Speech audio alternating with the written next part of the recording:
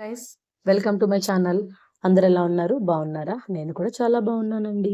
ఈరోజు మీకోసం పొట్టేలు తలకాయ కూర ఎలా చేయాలో చూపించబోతున్నాను. అదే హెడ్ ఫ్రై. ఈ నార్మల్గా హెడ్ అంటే సరిగ్గా అంత ఇష్టంగా చాలా మంది తినరండి, అదొక స్మెల్ వస్తుందని.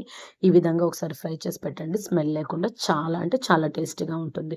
అందుకోసం బయట మామూలుగా మనకు మటన్ షాప్లో హెడ్ అలాగే అమ్ముతారు, నీట్గా కట్ చేసేసి ఇస్తారు. దాన్ని తీసుకొని బాగా నీట్గా వాష్ చేసి ఇలా కుక్కర్ గిన్నెలో తీసుకొని అందులో రుచికి సరిపడా కల్లులుప్పు వేసి, అలాగే లైట్గా పసుపు పొడి కూడా వేసి,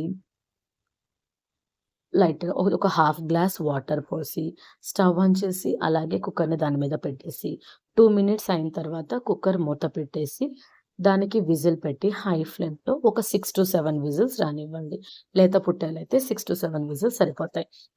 కుక్కర్ విజిల్ పోయిన తర్వాత ఆ ఉండే కూరను మొత్తాన్ని ఈ విధంగా బాండల్లో పెట్టి ఇంకాసేపు ఉడకనివ్వండి.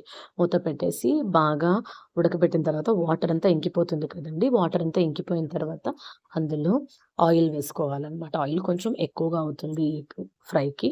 ఆయిల్ అంతా వేసుకొని మొత్తాన్ని ఒకసారి బాగా కింద నుంచి పై వరకు మిక్స్ చేయండి. ఇప్పుడు మంటని కొంచెం మీడియం ఫ్లేమ్‌లో పెట్టి ఫ్రై చేయండి. 5 మినిట్స్‌కి ఒకసారి మిక్స్ చేస్తూ ఉండాలనమాట.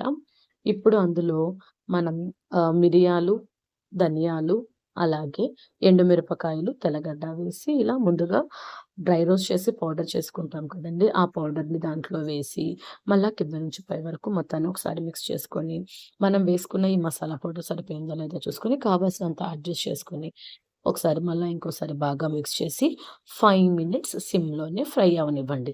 అంతే అండి. ఆ తర్వాత స్టవ్ ఆఫ్ చేసేసి వేడి వేడిగా సర్వ్ చేసుకొని తిన్నారంటే టేస్టీ టేస్టీ పొట్టేలు తలకాయ ఫ్రై రెడీ.